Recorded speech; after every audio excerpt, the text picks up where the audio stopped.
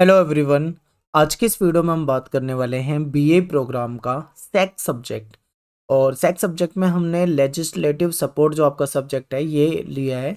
और आज हम इसकी यूनिट 1 करने वाले हैं, यानी कि पहली यूनिट। और पहली यूनिट का ये पार्ट 1 है, क्योंकि ये जो चैप्टर है आपका काफ़ी बड़ा है, इसलिए इसको 1 से 2 वीडियो, हो सकता है 2 से 3 पार्ट में ये पूरा चैप्टर कंप्लीट हो पाए। ये है सेमेस्टर 3 की वीडियो। और चैप्टर का जो टाइटल है, नाम है, वो है संसद, विधानसभाओं और स्थानीय संस्थाओं के सदस्यों की शक्तियां और उनके कार्य। ठीक है, ये DU SOL, DU regular, DU SOL और एनसी वेब के लिए बहुत ही इंपॉर्टेंट वीडियो है। आप सभी का सिलेबस जो है वो एक जैसा है, तो आप वीडियो को देख सकते हैं। देखिए, ये जो वीडियो है पूरा हिंदी में होने वाला है, लेकिन अगर आप इंग्लिश मीडियम से हैं तो हमने हमारे चैनल पे आपको इंग्लिश मीडियम में भी वीडियो अवेलेबल है, आप उसे भी जाकर देख सकते हैं। ठीक है, मेरा नाम है सत्येंद्र प्रताप और आप मुझे इंस्टाग्राम पे फॉलो कर सकते हैं, क्लब स्टडी पॉइंट। आपकी कोई क्वेरी है, कोई क्वेश्चन है, तो आप मुझे वहाँ पे मैसेज कर सकते हैं। ये मेरा यूज़र नेम है। और बच्चे, आगे देखते हैं सिलेबस को। देखिए, सिलेबस जो है हमारा इस तरीके से है। टोटल जो हमारी इसमें है 4 यूनिट है। ठीक है, 5 यूनिट है, सॉरी।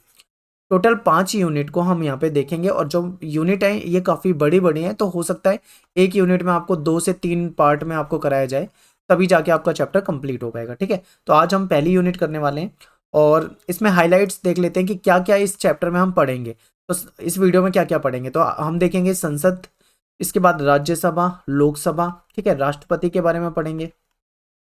और संसद के जो सदस्य हैं उनकी शक्तियों के और उनके कार्य के बारे में पढ़ेंगे। विधानसभा के बारे में पढ़ेंगे, विधान परिषद के बारे में पढ़ेंगे, विधानसभा के सदस्यों की क्या शक्तियाँ और क्या कार्य होते हैं उसको पढ़ेंगे। तो ये सारी चीज़ें जो है हम इस चैप्टर में, इस पार्ट में बिल्कुल डिटेल में समझने वाले हैं। तो चलिए स्टार्ट करते हैं वीडियो को। सबसे पहला टॉपिक हमारा है संसद। संसद, देखिए, भारत जो है हमारे संविधान के अकॉर्डिंग, भारतीय संविधान के अकॉर्डिंग जो भारत देश है वो संसदीय शासन प्रणाली यहाँ पे भारत देश में अपनाई गई है। ठीक है, और इसमें संसद जो है वो इसको केंद्रीय विधायिका या फिर केंद्रीय विधान पालिका के रूप में भी जानते हैं हम। ठीक है, संसद जो है हमारी क्या है, केंद्रीय विधायिका है, यानी कि देश के लेवल की, पूरे देश में संसद के द्वारा जो बनाए हुए कानून होते हैं वो लागू होते हैं। और ये संसद जो है ये द्विसदनात्मक सिद्धांत पे आधारित है, क्योंकि आपको पता है संसद के हमारे 2 सदन है, एक तो है हमारा राज्यसभा, दूसरा है हमारा लोकसभा। ठीक है, भारतीय संविधान का जो आर्टिकल 79 है उसमें इसका वर्णन भी किया हुआ है। और उसमें वर्णन किया है कि संघ के लिए एक संसद होगी और भारत की संसद के 3 प्रमुख अंग हैं। देखो, यहाँ पे आप सभी जानते हैं कि हमारी संसद में लोकसभा और राज्यसभा इसके अंग होते हैं, लेकिन हो सकता है आपको ये चीज ना पता हो कि राष्ट्रपति भी इसका अभिन्न अंग माना जाता है। ठीक है, तो राष्ट्रपति भी हमारी संसद का अभिन्न अंग है। अब यहाँ पे एक चीज ध्यान दीजिए कि जो राष्ट्रपति होता है वो ना तो लोकसभा का सदस्य होता है, ना ही वो राज्यसभा का सदस्य होता है। ठीक है, राष्ट्रपति है जो वो ना तो वो लोकसभा में बैठता है ना ही वो राज्यसभा में बैठता है, लेकिन फिर भी वो संसद का एक महत्वपूर्ण अंग होता है। वो क्यों होता है? क्योंकि देखिए, लोकसभा में अगर कोई विधेयक पारित होता है, राज्यसभा में विधेयक पारित होता है, तो उसमें अंतिम जो मुहर लगनी है वो राष्ट्रपति की ही लगनी है। ठीक है, राष्ट्रपति चाहे तो अध्यादेश भी ला सकता है। ठीक है, राष्ट्रपति दोनों सदनों की बैठक लगवा सकता है, बुला सकता है। तो राष्ट्रपति के पास कुछ अधिकार होते हैं, इसलिए राष्ट्रपति इसका महत्वपूर्ण अंग माना जाता है। तो ये पॉइंट आपको बिल्कुल याद रखने हैं। आगे देखते हैं, राष्ट्रपति जो होते हैं हमारे वो देश के प्रथम नागरिक इनको माना जाता है। राज्यसभा के लिए जो चुनाव होते हैं वो अप्रत्यक्ष होते हैं। ठीक है, ये भी इंपॉर्टेंट है। राज्यसभा के लिए अप्रत्यक्ष चुनाव होते हैं और लोकसभा के लिए प्रत्यक्ष होते हैं। अब अप्रत्यक्ष और प्रत्यक्ष में क्या अंतर है ये समझिए। देखिए, जैसे बात कर लेता हूं मैं यहाँ पे राज्यसभा की, और यहाँ पे मैं लिख देता हूँ लोकसभा। अब समझिए इसे। तो होता क्या है कि जैसे लोकसभा के जब इलेक्शन होते हैं तो उसमें जो कैंडिडेट खड़े होते हैं उनको हम डायरेक्ट चुन सकते हैं। ठीक है, डायरेक्ट हम वोटिंग, अगर आप 18 साल की उम्र पूरे कर चुके हो और आप मतदाता हो, तो आप जाके लोकसभा के सदस्यों के लिए डायरेक्ट वोट कर सकते हैं। ठीक है, डायरेक्ट, बिल्कुल जो भी आपको कैंडिडेट पसंद हो आप उसके लिए चुनाव करते हैं। इसीलिए इसको हम क्या बोलते हैं, प्रत्यक्ष बोलते हैं, यानी हम डायरेक्ट कर रहे हैं। प्रत्यक्ष का मतलब यहाँ पे डायरेक्ट है। ठीक है, लेकिन राज्यसभा के सदस्य होते हैं उनके लिए हम डायरेक्ट मतदान नहीं करते। ठीक है, राज्यसभा के जो सांसद होते हैं ये कैसे चुने जाते हैं, ये हमारे द्वारा चुने गए प्रतिनिधियों को हम क्या करते हैं, हम चुनते हैं एमएलए को। जब विधानसभा के चुनाव में हम एमएलए को जिताते हैं, वही एमएलए फिर आगे राज्यसभा के सदस्यों का चुनाव करते हैं। ठीक है, तो यहाँ पे क्या होता है, हम डायरेक्ट नहीं कर रहे हैं, हमारे द्वारा चुने गए प्रतिनिधि कर रहे हैं। तो इसलिए क्या हो जाता है, ये अप्रत्यक्ष हो जाता है, जिसको हम इनडायरेक्ट भी कह सकते हैं। ठीक है, तो ये आपको समझ में आया होगा। आगे चलते हैं, अब बात करते हैं राज्यसभा की। राज्यसभा को उच्च सदन माना जाता है। ठीक है, राज्यसभा एक एक स्थायी सदन है, ये कभी भी भंग नहीं किया जा सकता है, इसीलिए इसको हम उच्च सदन कहते हैं। राज्यसभा की जो सदस्य संख्या निर्धारित की गई है संविधान में, वो अधिकतम 250, ठीक है, 250 निर्धारित की गई है। और इसमें 238 सदस्यों का चुनाव जो है वो राज्यों और संघ शासित जो राज्य होते हैं वहां से प्रतिनिधि लिए जाएंगे, और 12 जो सदस्य होंगे वो राष्ट्रपति के द्वारा मनोनीत किए जाते हैं। तो ये इस तरीके से स्ट्रक्चर इसका बन जाता है। जो 12 सदस्य होते हैं वो राष्ट्रपति जो है वो राज्यसभा के लिए सेवा, जो विशेष सेवा के लिए के क्षेत्रों से ले सकते हैं। कोई सेवा के क्षेत्र से हो, कोई साहित्य के क्षेत्र से हो, कोई कला के क्षेत्र से हो, कोई खेल के क्षेत्र से हो। यहाँ पे जो एक्सपर्ट होते हैं उनको चाहे तो राष्ट्रपति 12 सदस्यों के रूप में मनोनीत कर सकते हैं। ठीक है, राज्यसभा एक स्थायी सदन है, आपको बता चुका हूं, और भंग नहीं होता है। अब यहाँ पे आपको एक चीज समझनी है। देखिए, यहाँ पे मैंने आपको क्या बताया कि राज्यसभा की अधिकतम संख्या जो है वो 250 है, लेकिन वर्तमान में क्या सीन है ये भी समझिए। वर्तमान में अगर मैं बात करूं तो जो हमारे राज्यसभा के सदस्य होते हैं वो होते हैं 245। ठीक है, ये आपको बिल्कुल दिमाग में बिठाना है। वर्तमान में ये अधिकतम है, अधिकतम मतलब आप ज्यादा से ज्यादा 250 ले सकते हो। उसमें से 238 जो है वो राज्य और केंद्र शासित प्रदेशों से हो सकते हैं, और 12 जो है वो राष्ट्रपति के द्वारा हो सकते हैं। ये तो एक स्ट्रक्चर है, लेकिन वर्तमान में 245 सदस्य होते हैं। और इसमें कैसे इसको डिवाइड किया हुआ है, 12 सदस्य तो वो फिक्स है जो कि राष्ट्रपति के द्वारा मनोनीत किए जाएंगे। ठीक है, ये मनोनीत होते हैं। और यहाँ पे क्या होता है, इसको हम दो हिस्सों में बांट सकते हैं, 229 प्लस 4। 229 सदस्य जो होते हैं वो राज्यों से होंगे, और जो जो 4 सदस्य हैं वो संघ राज्य क्षेत्रों से हो सकते हैं। ठीक है, संघ राज्य क्षेत्रों से होंगे। इस तरीके से जो स्ट्रक्चर बनता है वो वर्तमान में काम करता है। ठीक है, तो ये हो गया राज्यसभा। अब बात करते हैं लोकसभा। लोकसभा जो है इसको निम्न सदन कहा जाता है। क्यों? क्योंकि आपको पता है कि लोकसभा को भंग किया जा सकता है, राज्यसभा को कभी भी भंग नहीं किया जा सकता, लेकिन लोकसभा को भंग किया जा सकता है। और एक चीज और, राज्यसभा का जो कार्यकाल होता है वो 6 वर्ष का होता है। ठीक है, और लोकसभा का जो कार्यकाल होगा वो 5 वर्ष का होगा। तो लोकसभा को निम्न सदन कहा जाता है। इसमें इसकी जो अधिकतम संख्या निर्धारित है वो 552 है, जिसमें से 530 जो है वो राज्यों के प्रतिनिधि होंगे, और 20 जो सदस्य हैं वो संघ राज्य क्षेत्रों से होंगे। ठीक है, तो इस तरीके से टोटल कितने हो गए, 530 प्लस 20 550 हो गए। लेकिन जो 2 सदस्य बच गए वो एंग्लो इंडियन समुदाय के रखे जाते थे। अब एंग्लो इंडियन वाला समुदाय जो है ये लगभग लगभग ये चीजें खत्म होती जा रही हैं। ठीक है, और हो सकता है आने वाले समय में इसको संशोधन करके हटा ही दिया जाए। अब यहाँ पे एक बार समझ लो, ये तो हो गया संविधान के तहत जो भी है, लेकिन वर्तमान में क्या है लोकसभा का सीन, इसको समझिए। तो अगर मैं वर्तमान में लोकसभा की बात करूं तो वर्तमान में जो सदस्य होते हैं वो होते हैं मैक्सिमम 545 सदस्य। ठीक है, अब ये कैसे डिवाइड करते हैं, इसमें देखो आप, इसमें 545 में 530 जो होंगे वो हो जाएंगे हमारे राज्यों से। ठीक है, विभिन्न राज्यों के जो सदस्य होंगे, और जो यहाँ पे 13 प्लस 2 इस तरीके से करते हैं। 2 सदस्य जो होते हैं ये एंग्लो इंडियन समुदाय जो राष्ट्रपति द्वारा मनोनीत किए जाते थे, और 13 सदस्य जो है ये संघ राज्य क्षेत्र से होते हैं।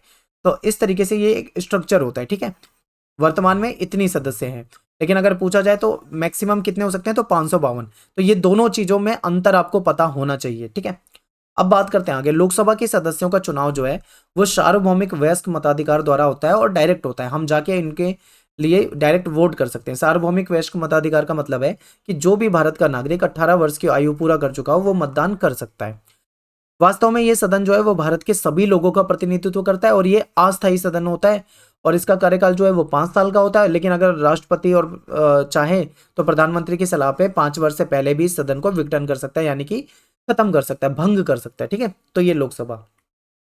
अब बात करेंगे संसद के सदस्य बनने के लिए क्या योग्यता चाहिए। तो देखो, सबसे पहली योग्यता है कि वो भारत का नागरिक होना चाहिए। ठीक है, तभी वो बनेगा। दूसरी योग्यता है कि राज्यसभा के लिए व्यक्ति की जो मिनिमम आयु, देखो मैक्सिमम की कोई लिमिट नहीं है, वो चाहे 50 साल का हो, चाहे 60 साल का हो, चाहे 70 साल का हो, कोई मैक्सिमम के लिए कोई लिमिट नहीं है। लेकिन मिनिमम अगर राज्यसभा के लिए तो 30 वर्ष होनी चाहिए, और अगर लोकसभा का सांसद बनना चाह रहा है तो उसकी एज मिनिमम 25 वर्ष होनी चाहिए। ठीक है, और व्यक्ति जो है वो पागल, दीवाना, सॉरी दिवालिया नहीं होना चाहिए, और लाभ के पद पर नहीं होना चाहिए। ठीक है, किसी लाभ के पद पर ना हो। इसके बाद बात करते हैं आगे, देखते हैं। यदि किसी व्यक्ति ने भारतीय सरकार और राज्य सरकार के अधीन कोई लाभ का पद धारण कर रखा है तो वह व्यक्ति सांसद नहीं बन सकता, उसको पहले वहां से त्याग पत्र देना पड़ेगा अगर चुनाव लड़ना है तो, ठीक है। यदि कोई व्यक्ति भारत का नागरिक नहीं है, ये तो आपको पहले ही बता दिया कि भाई भारत का नागरिक होना चाहिए, तो वो भी नहीं हो सकता। या फिर मान लो कोई व्यक्ति है जिसने दूसरे देश की नागरिकता ले रखी है, तो वो भी सांसद नहीं बनेगा, ठीक है। यदि कोई व्यक्ति संसद द्वारा बनाई गई किसी कानून के द्वारा अयोग्य घोषित कर दिया गया हो, तो वो भी संसद का जो सदस्य है वो नहीं बन सकता है, ठीक है। तो ये कुछ लिमिटेशन है यहाँ पे। आगे आगे है हमारा टॉपिक कि संसद सदस्यों की शक्तियां एवं कार्य, कि संसद के जो सदस्य होते हैं उनकी क्या शक्तियां और क्या कार्य होते हैं, इसको देखेंगे।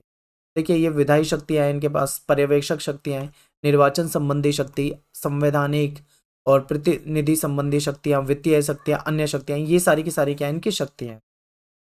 अब एक एक करके हम इनको समझेंगे। विधायी शक्तियों की बात करें तो देखते हैं। देखिए, सांसद जो होते हैं हमारे, सांसद को हम एमपी भी कहते हैं, ठीक है, मेंबर ऑफ पार्लियामेंट। तो जो हमारे एमपी होते हैं वो संसद में विधेयक को प्रस्तुत करते हैं, ठीक है, और तथा अन्य विधेयक के संबंध में संसद में वो संशोधन का सुझाव भी देते हैं। तो ये इनकी विधायी शक्तियां हैं, यानी इनके कार्य हैं। और सांसद जो है यानी हमारे जो एमपी है वो संघ सूची और समवर्ती सूची के विषय में कानून बना सकते हैं। संघ सूची क्या होता है? देखिए, संघ सूची में कुछ ऐसे विषय दिए हुए हैं जिसमें केवल केंद्र की सरकार कानून बनाती है। समवर्ती सूची में कुछ ऐसे विषय दिए होते हैं जिसमें केंद्र की सरकार भी कानून बना सकती है और राज्य की सरकार भी कानून बना सकती है। लेकिन मान लो अगर कभी विवाद हो जाए तो ऐसे में किसका कानून माना जाएगा? केंद्र सरकार का माना जाएगा, ठीक है। तो ये होता है हमारा संघ सूची और समवर्ती सूची। और नए राज्यों का निर्माण हो या राज्यों की सीमा से संबंधित कोई विवाद हो जाए, राज्य की जो विधान परिषद है उसका निर्माण करना हो या उसको खत्म करना हो, या कहीं पे नाम में परिवर्तन करना हो, या उच्च न्यायालय या उच्च न्यायालय के जो अधिकार क्षेत्र हैं उसको निर्धारण करना हो, ऐसे कुछ विषय हैं जिसपे सांसदों द्वारा ही चर्चा की जाती है संसद के अंदर। तो ये इनकी विधायी शक्तियों में आता है। तो ये आपको बिल्कुल अच्छे तरीके से समझ में आना चाहिए। आगे चलते हैं निर्वाचन संबंधी। तो देखिए, राष्ट्रपति का और जो उपराष्ट्रपति का जो निर्वाचन प्रक्रिया है, ठीक है, उसमें जो हमारे सांसद होते हैं, जो हमारे एमपी होते हैं, वो भाग लेते हैं। राज्यसभा के सांसद जो होते हैं राज्यसभा के उपाध्यक्ष का चुनाव करते हैं। इसके अतिरिक्त जो सांसद हैं वो राष्ट्रपति, उपराष्ट्रपति, संसद के दोनों सदन और राज्य की जो विधायिका के निर्वाचन से संबंधित नियम है उसको बनाने में भी, उसकी जो प्रोसेस होती है उसमें भाग लेते हैं। तो ये उनके कुछ निर्वाचन से रिलेटेड अधिकार हो जाते हैं। अगला है संवैधानिक शक्तियां। देखो, संवैधानिक शक्तियां होती हैं हमारे एमपीज के पास कुछ, वो कौन सी हैं? तो इसमें ये आ जाता है कि अगर भारत के संविधान के संशोधन प्रक्रिया में कुछ कोई कार्य हो तो उसमें हमारे जो एमपी होते हैं वो भाग लेंगे, ठीक है। यानी हमारे जो एमपी हैं वो जो संविधान में कोई अमेंडमेंट करना हो, कोई सुधार करना हो, कोई संशोधन करना हो, तो उसमें वो क्या करते हैं? पार्टिसिपेट करते हैं। इसके बाद है कि इस संविधान संशोधन की प्रक्रिया में राज्यसभा और लोकसभा दोनों सदनों के सांसद भाग लेते हैं, बिल्कुल, क्योंकि जो प्रोसेस होता है वो दोनों सदनों से होके गुजरता है, तो इसलिए दोनों के सांसद जो है इसमें भाग लेते हैं, ठीक है, पार्टिसिपेट करते हैं। दोनों सदनों के सांसद की संवैधानिक संशोधन संबंधी जो शक्तियां हैं वो असीमित नहीं है। यहाँ पे देखो, असीमित का मतलब क्या है? अनलिमिटेड शक्तियां नहीं है। कहीं आप सोचो कि भाई सांसद है तो वो बहुत ज्यादा कर सकता है, संविधान से छेड़छाड़ कर सकता है, ऐसा नहीं। उनकी शक्तियां जरूर उनको मिली हुई है, लेकिन वो संविधान के दायरे में रह के, समझिए, ये कहते हैं कि सांसदों द्वारा संवैधानिक संशोधन संविधान के मूल ढांचे के अनुरूप ही किया जा सकता है। यानी जो संविधान का हमारा मूल ढांचा है, जो मूल स्ट्रक्चर है, उसके अकॉर्डिंग ही सांसद जो है वो कर सकते हैं उसमें अमेंडमेंट, सुधार। अगर आप चाहो कि जैसे मर्जी वैसा बना ले तो ये पॉसिबल नहीं है, ठीक है। नेक्स्ट है प्रतिनिधि संबंधी शक्तियां। तो प्रत्येक सांसद जनता द्वारा किसी ना किसी क्षेत्र से चुना जाता है, क्योंकि उसका कोई ना कोई निर्वाचन क्षेत्र होता है। वह अपने निर्वाचन क्षेत्र का जो प्रतिनिधित्व करता है, जैसे मान लो आपका सांसद है, आपका मान लो आप दिल्ली के किसी एरिया में रहते हैं, तो आपका कोई सांसद होगा आपके एरिया से। तो वो सांसद जो है वो संसद में जाके अपने एरिया का, यानी जो आपका एरिया आता है उसके, आपका तो आप एक कॉलोनी में रहते होंगे तो वो छोटा एरिया होगा, लेकिन सांसद के एरिया में तो बहुत बड़ा क्षेत्र आ जाता है। तो सांसद क्या होता है? उसके लिए जिम्मेदार होता है, तो वो उसकी प्रतिनिधित्व करता है अपने एरिया की। तो जो वहां की जो जनता की महत्वाकांक्षा है उसको पूरा करता है। जैसे कि मान लो सांसद को लग रहा है कि उसके एरिया में जरूरत है, नीड है स्कूल की, ठीक है, तो वो क्या करेगा? वहां पे स्कूल के लिए प्रस्ताव रखवाएगा, या जो भी मतलब जिस चीज की जो वहां की क्षेत्रीय समस्या होगी उसके लिए वो वहां पे संसद में क्या करेगा? जनता की जो समस्या उसको रखेगा। फिर इसके बाद क्या है कि वह अपने निर्वाचन क्षेत्र से संबंधित मुद्दों को संसद में उठाता है। जो भी उसके निर्वाचन क्षेत्र से रिलेटेड जो भी प्रॉब्लम हो उसको वहां पे उठाएगा। सांसद जो होते हैं वो अपने निर्वाचन क्षेत्र के विकास के लिए प्रोजेक्ट जो है, परियोजना जो है वो तैयार करते हैं कि क्या क्या वहां पे कौन कौन सी चीजें बनानी है, कहाँ पे पुल बनेगा, कहाँ पे स्कूल बनेगा, कहाँ पे क्या बनाना है, ये सब कुछ मतलब ये डिसाइड करते हैं। फिर सांसद जो हैं सॉरी संसद द्वारा ही जिला कलेक्टर, सांसद द्वारा ही जिला कलेक्टर या राज्य सरकार के द्वारा प्रस्तावित जो लागू योजनाएं हैं उनका ये निरीक्षण भी कर सकते हैं कि वो जो योजना जो बनाई गई है वो सही से काम कर रही है नहीं कर रही, ठीक है, उस पर काम चल रहा है नहीं चल रहा, तो उसका ये निरीक्षण यानी ऑब्जर्वेशन भी उसको कर सकते हैं, ठीक है। इसके बाद है इनकी वित्तीय शक्तियां, तो संसद की अनुमति के लिए बिना सरकार, ठीक है, संसद की अनुमति लिए बिना सरकार ना तो किसी प्रकार का कोई टैक्स लगा पाएगी, और बजट जो होता है वो केवल संसद में ही पेश किया जा सकता है, बिना संसद के अनुमोदन के कोई कार्य नहीं किया जा सकता। और बजट के द्वारा क्या होता है, जो संसद है वो सरकार को आगामी जो वित्तीय वर्ष होता है, आने वाला जो फाइनेंशियल ईयर होता है, उसमें वो कितना आय और कितना व्यय है उसका पूरा पूरा विवरण देते हैं कि भाई हम इतना पैसा, इतना बजट हमने निर्धारित किया है, उसमें से हम एजुकेशन में इतना देंगे, रेलवे में इतना देंगे, बैंकिंग में इतना देंगे, या जो भी मतलब सरकार पॉलिसी बनाती है, जो आगामी उनका बजट होता है उसके अकॉर्डिंग वो यहाँ पे बजट प्रस्तुत करते हैं, जो कि संसद में ही होता है, ठीक है। और सांसद जो है वो विभिन्न समितियों के सदस्य के रूप में भी सरकार के खर्च और उसकी जांच कर सकते हैं, उस पर नियंत्रण कर सकते हैं, क्योंकि जो सांसद होते हैं वो अलग अलग समितियों के सदस्य भी बनाए जाते हैं, ठीक है, और समितियों का जो काम होता है उसमें ये अपना कार्य कर सकते हैं। इन समितियों में जैसे कि इसमें लोक लेखा समिति हो जाती है, सार्वजनिक उपकरण से संबंधित समिति हो गई, प्राक्कलन समिति हो गई, ठीक है, ये समितियां देखती हैं कि कोई अवैध या कोई अनुचित या कोई मतलब जो जनता का जो पैसा है उसका कहीं दुरुपयोग तो नहीं हो रहा। अगर ऐसा इनको नजर आता है कि कहीं पे दुरुपयोग हो रहा है तो ये उसको सामने लेकर आते हैं, ठीक है, उस पर भी चर्चा होती है। इसके बाद है पर्यवेक्षण शक्तियां। सांसद जो है वो संसद में स्थगन प्रस्ताव या अविश्वास प्रस्ताव या फिर निंदा प्रस्ताव या विशेष अधिकार प्रस्ताव जो होते हैं उसका क्या करते हैं, ये प्रयोग करते हैं। इसके अलावा सांसद जो है प्रश्नकाल जो होता है उसमें संसद में उसमें क्वेश्चन पूछते हैं, ठीक है।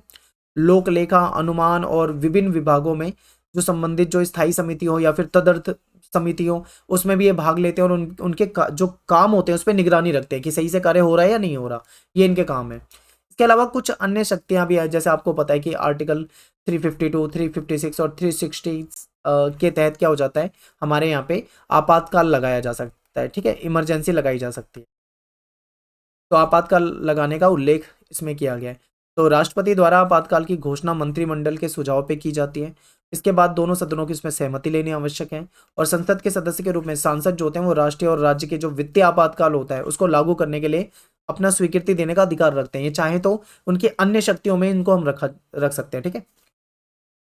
बात करते हैं इसके बाद संसद। संसद के ये मैं आपको पूरा रिवाइज करा देता हूँ जो मैंने आपको पढ़ा है। संसद जो है इसके 3 अंग होते हैं, एक राज्यसभा, एक लोकसभा और एक राष्ट्रपति। राज्यसभा जो है स्थायी सदन है, हमने पढ़ा था। लोकसभा जो है अस्थायी सदन है, इसको निम्न सदन भी कहा जाता है, ठीक है। फिर क्या है, राज्यसभा को उच्च सदन कहा जाता है। इसमें टोटल दो मैक्सिमम 250 सदस्य बताई गई है, ठीक है, जिसमें 238 सदस्यों का चुनाव राज्यों से और 12 जो है राष्ट्रपति के द्वारा मनोनीत होंगे। और इसमें क्या होता है, 12 सदस्य जो राष्ट्रपति द्वारा होते हैं वो खेल से हो सकते हैं, कला से हो सकते हैं, विज्ञान से हो सकते हैं, साहित्य से हो सकते हैं, ठीक है, अन्य क्षेत्रों से हो सकते हैं। अधिकतम संख्या 250 बताई गई है, लेकिन वर्तमान में सदस्य संख्या जो होती है वो 245 होती है, तो ये हमने भी पढ़ा था। और राष्ट्रपति क्या होता है, देश का प्रथम नागरिक होता है, ये भी हमने पढ़ा था। लोकसभा के बारे में जानते हैं। लोकसभा में अधिकतम संख्या 552 बताई गई है, जिसमें 530 क्या होंगे, प्रादेशिक निर्वाचन क्षेत्र से होंगे, 20 जो है संशासित जो क्षेत्र होते हैं वहां से होंगे, 2 जो है वो एंग्लो इंडियन वाले जो मैंने आपको बताए थे, जिसका महत्व ना के बराबर रह चुका है, ठीक है, ये हो गया। और वर्तमान में कितने हैं, 545। तो ये भी आपको, ये पूरा का पूरा मैंने आपको यही स्ट्रक्चर बताया था, ये हमने एक बार रिवाइज कर लिया है। तो यहाँ पे हमारा एक टॉपिक जो है केंद्र की विधायिका खत्म हो जाती है। अब बात करते हैं राज्यों की विधायिका, जिसको हम क्या बोलते हैं, विधानसभा। विधानसभा जो है हर राज्य की होती है और ये राज्यों के लिए कानून बनाती है, ठीक है, स्टेट के लिए। तो विधानसभा के बारे में जानते हैं। तो देखिए, भारतीय शासन प्रणाली में संघीय ढांचे को अपनाया गया है और इसमें क्या है, 3 स्तर की सरकारें हैं। हमारे देश में 3 स्तर की सरकार होती है। एक तो होती है केंद्रीय स्तर की, जिसको हम केंद्र सरकार कहते हैं, जो वर्तमान में एनडीए है, एनडीए की गवर्नमेंट है, ठीक है, जिसमें एनडीए बीजेपी का गठबंधन है, जिसमें हमारे जो प्रधानमंत्री श्री नरेंद्र मोदी जी प्राइम मिनिस्टर है, ठीक है, पीएम है। तो ये क्या है, ये केंद्रीय सरकार हो गई। राज्यों की सरकार क्या होती है, स्टेट की सरकार। जैसे यूपी की बात करें तो यूपी में भी बीजेपी की सरकार है। पंजाब की बात करें तो वहाँ पे आम आदमी पार्टी की सरकार है। किसी अन्य जैसे बंगाल की बात करें तो वहाँ पे आपको ममता बनर्जी की सरकार, तो वो राज्य की सरकार हो जाती है, ठीक है। तो केंद्र की सरकार, राज्य की सरकार, आपको बिल्कुल क्लियर हो गया होगा।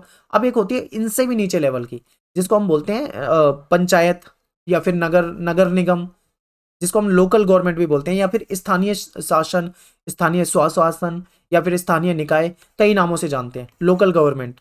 तो जिसको हम पंचायत या नगर नगर निगम नगर पालिका के रूप में जानते हैं। ठीक है, तो 3 स्तर की सरकारें हमारे यहाँ पे त्रिस्तरीय स्ट्रक्चर है, जिसमें केंद्र की सरकार, राज्य की सरकार और तीसरी जो है लोकल गवर्नमेंट, जिसको पंचायत या नगर पालिका स्थानीय निकाय के रूप में हम जानते हैं। तो चलिए अब विधानसभा और राज्यों के बारे में जानते हैं थोड़ा। जो राज्यों की विधायिका होती है उसको हम विधानमंडल कहते हैं और इसको हम विधानसभा भी कहते हैं। ठीक है? तो राज्य के राजनीतिक व्यवस्था में राज्य का विधानमंडल जो होता है वो बहुत महत्वपूर्ण होता है। इसका कारण यह है कि जिस प्रकार की भारतीय सरकार, जिस प्रकार हमारी जो भारत की सरकार है वो केंद्रीय स्तर पे नीति और कानून बनाती है, ठीक उसी प्रकार जो हमारा विधानमंडल होता है वो राज्यों के संदर्भ में नीति यानी पॉलिसी, कानून यानी लॉ का जो निर्माण करता है। ठीक है, कई राज्यों में राज्य स्तर पर भी द्विसदनीय व्यवस्था होती है। देखिए सभी राज्यों में नहीं है, लेकिन कुछ राज्यों में भी दो प्रकार के हैं। जैसे हमने अभी क्या पढ़ा, केंद्र में हम संसद के दो महत्वपूर्ण रूप अंगों को देख रहे थे, जिसमें एक राज्यसभा था, एक लोकसभा था। कई ऐसे ही राज्यों में भी हमें द्विसदन दिखते हैं। एक तो विधानसभा हो जाता है हमारा और दूसरा विधान परिषद हो जाता है। ठीक है, सेम बिल्कुल केंद्र वाला सिस्टम यहाँ पे सेम बिल्कुल डिक्टो। ठीक है, लेकिन ये सभी राज्यों में नहीं है, केवल 6-7 राज्यों में आपको देखने को मिलेगा।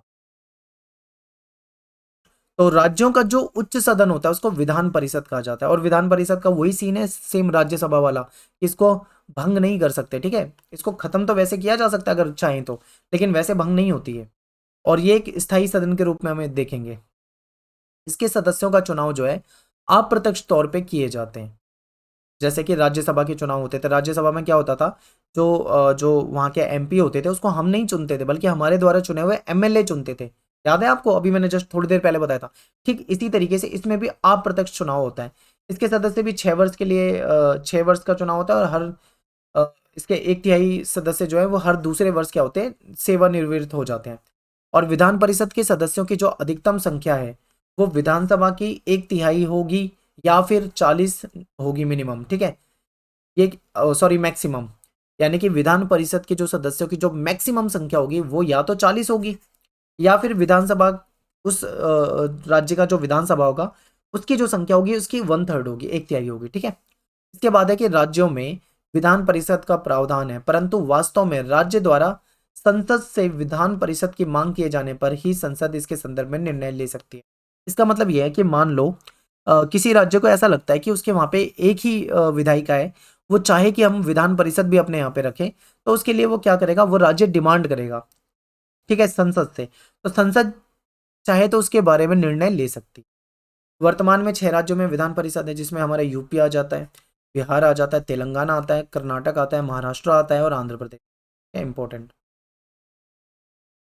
अब बात करते हैं विधानसभा की। तो विधानसभा जो है ये निम्न सदन है और इस सभा के सदस्यों का निर्वाचन जो है वो जनता के द्वारा प्रत्यक्ष होता है। इनके जो जीते हुए कैंडिडेट होते हैं इसको हम एमएलए या फिर हम हिंदी में इनको विधायक कहते हैं और इनके चुनाव में हम डायरेक्ट जाके वोट देते हैं, डायरेक्ट हम इनको वोट दे सकते हैं। इसमें सार्वभौमिक वयस्क मताधिकार होता है, यानी कि 18 वर्ष का कोई भी व्यक्ति चाहे तो इनको मतदान कर सकता है। ठीक है, विधानसभा में कुल सदस्यों की संख्या 60 से कम और 500 से ज़्यादा नहीं हो सकती। लेकिन आपको लगेगा कि कुछ राज्य ऐसे हैं जहाँ पे 60 से कम है, जैसे गोवा ही ले लो, वहाँ पे तो 40 है। तो आप कहोगे कि यहाँ पे तो बताया था कि 60 से कम नहीं हो सकते। तो देखिए वो अपवाद है, क्योंकि वो ठीक है वहाँ पे इतनी जनसंख्या ही नहीं है कि उतनी ज़्यादा सीटें बनती हों, तो इसलिए वहाँ पे अपवाद है। और गोवा नहीं बल्कि और भी कुछ नॉर्थ ईस्ट में भी कुछ राज्य हैं जहाँ पे ऐसा है। जैसे कि देखो मैं आपको बताता हूँ, गोवा हो गया, नागालैंड हो गया, मिजोरम, अरुणाचल प्रदेश, सिक्किम, यहाँ पे विधानसभा के सदस्यों की संख्या जो है वो 60 से कम है। अब आप ये सोचिए कि इन क्षेत्रों में जनसंख्या ही इतनी कम है कि वहाँ पे इतनी ज़्यादा सीटें बनाई ही नहीं जा सकती हैं। ठीक है, तो इसलिए यहाँ पे अपवाद के रूप में हम इसको देख सकते हैं। इसके अलावा संबंधित राज्य का राज्यपाल भी विधानसभा में एंग्लो इंडियन समुदाय के एक सदस्य को विधानसभा में मनोनीत कर सकता है। ठीक है, एंग्लो इंडियन में क्या होता है कि वह व्यक्ति जिसका पिता या फिर जो माता बाहरी मूल से संबंधित हो, ठीक है, ब्रिटिश मूल से संबंधित हो, तो उनको एंग्लो इंडियन कहा जाता है। इस तरीके से कुछ है। इसके बाद है कि विधानसभा का कार्यकाल जो है वो 5 वर्ष का निश्चित किया गया है, लेकिन विधानसभा के सदस्य अपने अपने राज्यों के लोगों का प्रतिनिधित्व का दावा करते हैं। लेकिन यहाँ पे देखो 5 वर्ष का निश्चित किया गया है, लेकिन विधानसभा जो है ये भंग हो सकती है। तो हो सकता है 2 साल में सरकार गिर जाए, 3 साल में गिर जाए, 4 साल में गिर जाए, बीच में ये हो सकता है, ठीक है। बाकी 5 वर्ष का निश्चित होता है और ये अपने-अपने जो राज्य के जो लोग होते हैं, अपने जो एरिया के जो लोग होते हैं, उनका ये प्रतिनिधित्व करते हैं। फिर बात करते हैं कि अगर विधानसभा का कोई चुनाव लड़ना चाहे या फिर विधानसभा का सदस्य बनना चाहे, एमएलए बनना चाहे, तो उसकी क्या क्वालिफिकेशन होनी चाहिए, उसकी क्या योग्यता होनी चाहिए? तो सबसे पहली योग्यता है कि आप भारत का नागरिक हो। फिर क्या है, उसकी एज जो है वो 25 वर्ष से कम नहीं होनी चाहिए, ठीक है। अगर वो विधानसभा का सदस्य बने, यहाँ पे ध्यान रखना, विधानसभा का सदस्य बने तो 25 वर्ष से कम ना हो। अगर वो विधान परिषद का सदस्य बनना चाहता है तो उसकी एज जो है वो 30 वर्ष से कम नहीं होनी, ठीक है। दोनों जगह वही राज्यसभा और लोकसभा वाला यहाँ पे भी आप समझ रहे होगे बिल्कुल। यदि व्यक्ति, अब यहाँ पे देखो मैं लास्ट वाली लाइन समझाता हूँ सीधा, कि जो व्यक्ति विधानसभा का चुनाव लड़ना चाह रहा हो तो वो उस विधानसभा के निर्वाचन क्षेत्र का मतदाता भी होना चाहिए, ठीक है। मतलब जिस एरिया से आप चुनाव लड़ना चाह रहे हो विधानसभा का, तो आप उस जगह के मतदाता भी होने चाहिए, ये कहना चाह रहे हैं। इसके बाद क्या है कि भारत सरकार के किसी भी विभाग में लाभ के पद पे ना हो, ठीक है, तो उसको पहले लाभ का पद छोड़ना पड़ेगा, इस्तीफा देना पड़ेगा, उसके बाद वो चुनाव लड़ सकता है। ऐसा नहीं है कि वो लाभ के पद पे भी और यहाँ चुनाव भी लड़ ले, तो फिर वो एलिजिबल नहीं होगा उसके लिए। के बाद बात करते हैं विधानसभा के सदस्य जो होते हैं उनकी शक्तियां। तो शक्तियां वैसी है जैसे अभी लोकसभा राज्यसभा से संबंधित करी थी, हमने पढ़ी थी, कुछ कुछ मिलती जुलती। तो देखिए ये सारी इनकी शक्तियां हैं, एक बार ध्यान से देख लो आप इसे, फिर मैं आपको एक एक करके समझाता हूँ, ठीक है। तो सबसे पहले बात करेंगे हम यहाँ पे विधायी शक्तियों की। तो विधायक जो है वो राज्य के विधानसभा के अंतर्गत कानून का निर्माण प्रक्रिया में भाग लेते हैं, ये हमने शुरू में जाना था। संसद द्वारा बनाया गया कानून संपूर्ण देश में लागू होता है। उसी प्रकार विधानसभा जो है, विधानसभा के द्वारा बनाया गया जो कानून होता है वो केवल राज्य में लागू होता है। जैसे यूपी की जो विधानसभा कानून बनाएगी वो यूपी राज्य में लागू होगा, बिहार की विधानसभा जो बनाएगी वो बिहार राज्य में लागू होगा, ठीक है ना। लेकिन केंद्र की सरकार जो कानून बनाएगी वो पूरे देश के लिए बना सकती है, पूरे देश में लागू होगा। तो ये चीजें हैं। फिर क्या है कि विधायक का जो प्राथमिक कार्य होता है वह होता है कि विधानसभा के अंतर्गत बनने वाले कानून के निर्माण प्रक्रिया में वो भाग ले और कानून बनाए। अनुच्छेद, अगर हम बात करें अनुच्छेद 246 यानी आर्टिकल 246 में, तो उसमें बताया गया है कि विधानसभा का जो सदस्य है उन सभी विषयों पर अपनी विधायी शक्तियों का प्रयोग कर सकते हैं जो संविधान की 7वीं अनुसूची में, यानी जो राज्य सूची और समवर्ती सूची के विषय में है। अब यहाँ पे देखो मैंने आपको 3 तरह की सूची के बारे में पहले बता दिया है। राज्य सूची का मतलब है जिसमें राज्य की सरकार कानून बना सकती है, इसमें ऐसे विषय हैं। समवर्ती सूची का मतलब है जिसमें राज्य की सरकार चाहे तो वो भी कानून बना सकती है, केंद्र की चाहे तो वो भी बना सकते हैं, लेकिन अगर विवाद हो जाए तो केंद्र का लागू होगा, ठीक है। और एक ऐसे ही होती है संघ सूची। संघ सूची में किसकी सरकार कानून बनाती है, उसमें केवल और केवल केंद्र की सरकार कानून बनाती है, जो भी इसमें विषय आते हैं, ठीक है। तो राज्य सूची के अंतर्गत आने वाले जो विषय हैं जैसे कि राज्य के अंदर कानून व्यवस्था बनाना, और राज्य के अंदर जो व्यापार के नियम होते हैं, वाणिज्य, सिंचाई, कृषि, ठीक है, तो ये राज्य सूची के अंतर्गत आने वाले विषय होते हैं। समवर्ती सूची में एजुकेशन आ जाती है, उत्तराधिकारी विवाह वगैरह ये सारी चीजें आ जाती हैं। समवर्ती सूची पर केंद्र और राज्य जो है दोनों कानून बना सकते हैं, लेकिन अगर टकराव हो जाए तो केंद्र का कानून जो है उसको ज्यादा महत्व दिया जाता है, ठीक है। अब बात करते हैं धन विधेयक की। तो धन विधेयक जो है वो केवल विधानसभा में लाया जाएगा, विधान परिषद में नहीं लाते, इसको याद रखना, इसको केवल विधानसभा में लाएंगे। विधानसभा को राज्य स्तर पर पूर्ण वित्तीय अधिकार प्राप्त होते हैं। सभी प्रकार का अनुदान और कर्ज जुटाने से संबंधित प्रस्ताव जो है वो विधायकों के द्वारा यहाँ पे विधानसभा में प्रस्तुत किए जाते हैं। इसके बाद बात करते हैं साधारण विधेयक। धन विधेयक के अलावा जो दूसरे विधेयक होते हैं उनको विधानसभा विधान परिषद दोनों सदनों से पारित किया जा सकता है। विधान परिषद जो होती है वो साधारण विधेयक को कुल 4 महीने तक, ज्यादा से ज्यादा 4 महीने तक ही निलंबित कर सकती है, विधान परिषद रोक सकती है, ठीक है। विधान परिषद में विधेयक को समाप्त नहीं किया जा सकता कभी भी, क्योंकि विधान परिषद को उतनी पावर नहीं होती, और विधानसभा के सदस्यों की सहमति से ही विधेयक को कानून का रूप दिया जा सकता है। इस प्रक्रिया में अगर हम देखें, अगर हम दोनों को कंपेयर करें, विधान परिषद और विधानसभा, तो कहीं ना कहीं हमें दिखेगा कि विधानसभा जो है, ठीक है, विधानसभा, उसको विधान परिषद के मुकाबले ज्यादा वरीयता मिली हुई है, यानी ज्यादा महत्व दिया जाता है। कार्यकारी शक्तियों के बारे में पढ़ते हैं। तो विधायक की कुछ निश्चित कार्यकारी शक्तियां भी होती हैं। इसमें विधायक, मुख्यमंत्री और उनके जो मंत्रिमंडल हैं उनके द्वारा जो जो भी फैसले लिए जाते हैं वो उसको नियंत्रित करते हैं।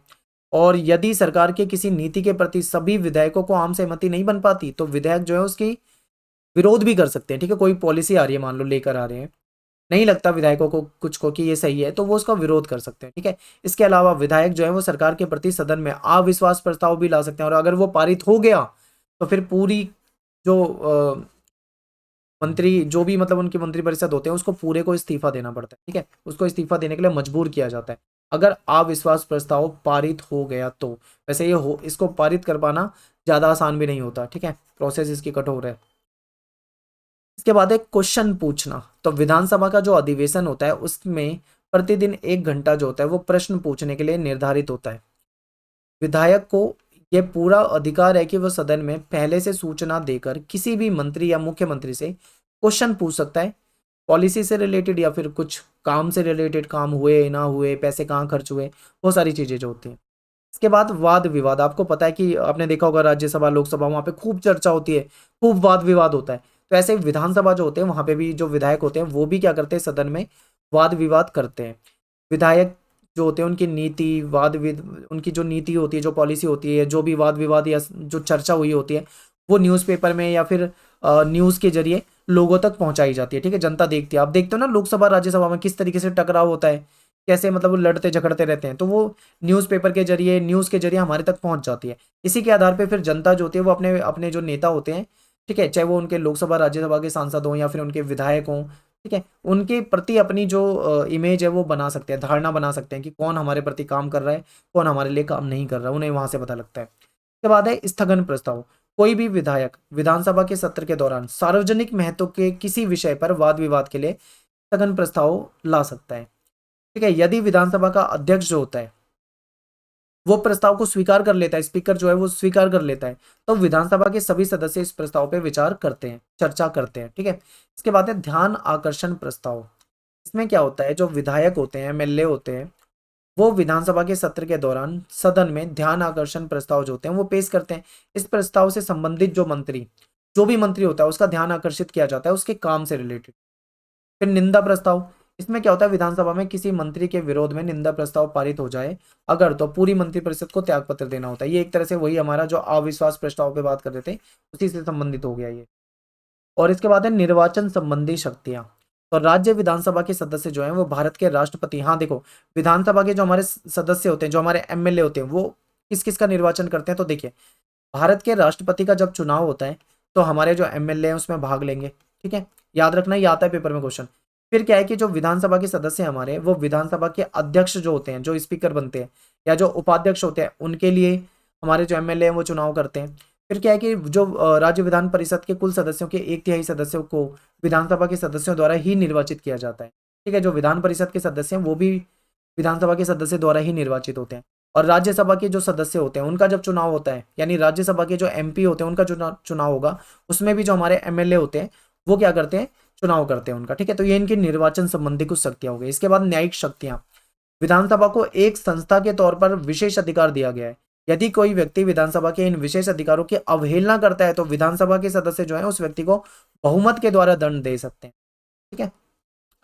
तो ये हो गया। अब क्या करते हैं, लास्ट रिवाइज कर लेते हैं विधानमंडल के बारे में। ये क्या होता है, राज्यों के लिए होता है, ठीक है। इसमें भी 2 सदन होते हैं। ज्यादातर राज्यों में एक ही सदन है विधानसभा, लेकिन कुछ राज्यों में विधान परिषद भी होती है। विधानसभा को हम निम्न सदन कहते हैं और इसको हम उच्च सदन कहते हैं। विधानसभा में कुछ राज्य ऐसे हैं जहाँ पे 60 से कम सीटें हैं, सॉरी, जिसमें गोवा, नागालैंड, मिजोरम, अरुणाचल प्रदेश, सिक्किम आ जाता है। और धन विधेयक जो होता है वो केवल और केवल विधानसभा में लाया जाता है। अब बात करते हैं विधान परिषद की, तो ये केवल 6-7 राज्यों में ही आपको देखने को मिलेगा, जैसे कि यूपी में हो जाएगा, बिहार में हो जाएगा, तेलंगाना, कर्नाटक, महाराष्ट्र, आंध्र प्रदेश। अब जे.एंड.के भी पढ़ोगे, पर जे.एंड.के को अब अलग दर्जा दे दिया गया है, तो वहां पे नहीं होगा ये, ठीक है। तो यहाँ पे जो हमारा ये चैप्टर है ये पूरी तरीके से इसका पार्ट 1 जो है वो खत्म हो जाता है। इसके बाद हम इसके पार्ट 2 पे चर्चा करेंगे नेक्स्ट वीडियो में। उम्मीद करता हूँ आपको वीडियो समझ में आया होगा, पसंद आया होगा। अगर आपको कोई चीज़ समझ में नहीं आती है तो आप क्या करें, वीडियो को 2 बार देखें कम से कम, आपको अच्छे तरीके से समझ में आ जाएगा और आपको हर एक बातें इसमें बताई हुई है। तो मिलते हैं नेक्स्ट वीडियो में। Thanks for watching. सभी को जय हिंद, जय भारत।